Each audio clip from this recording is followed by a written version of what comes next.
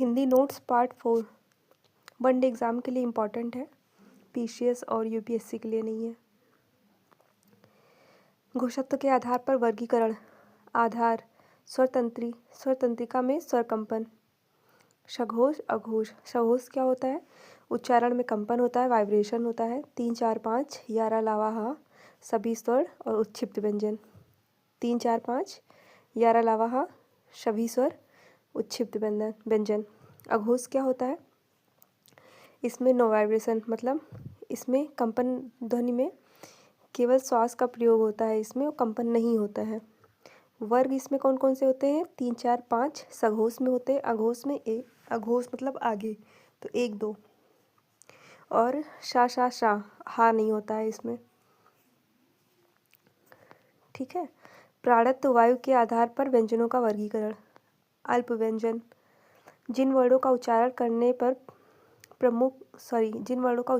पर मुख और नाक से कम वायु बाहर निकलती है उन्हें अल्प प्राण कहते हैं।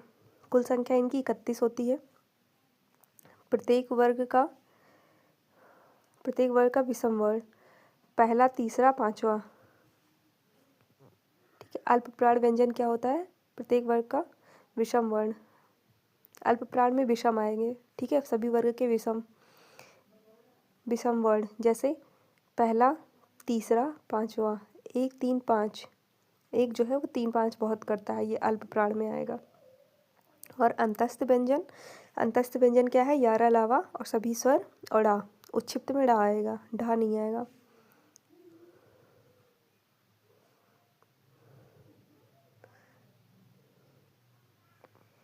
का वर्ग चा वर्ग।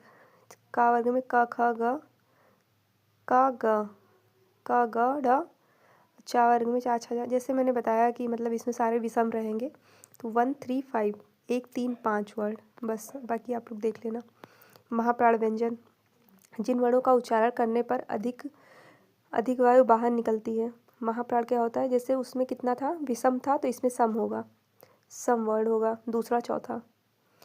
अल्प प्राण में क्या होगा?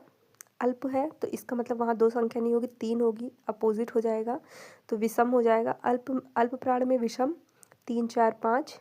ठीक है। एक बार फिर से रिवीजन कर लीजिए। अल्प प्राण में विषम 3 4 5 और अंतस्थ व्यंजन यारा लावा और डा होगा। डा नीचे बिंदी लगी होगी, मतलब उच्छिप्त व्यंजन में केवल 1 11 स्वर।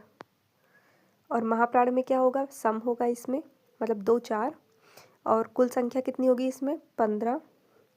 और इसमें ऊष्म व्यंजन होगा। ऊष्म व्यंजन क्या होता है? शा शाहा,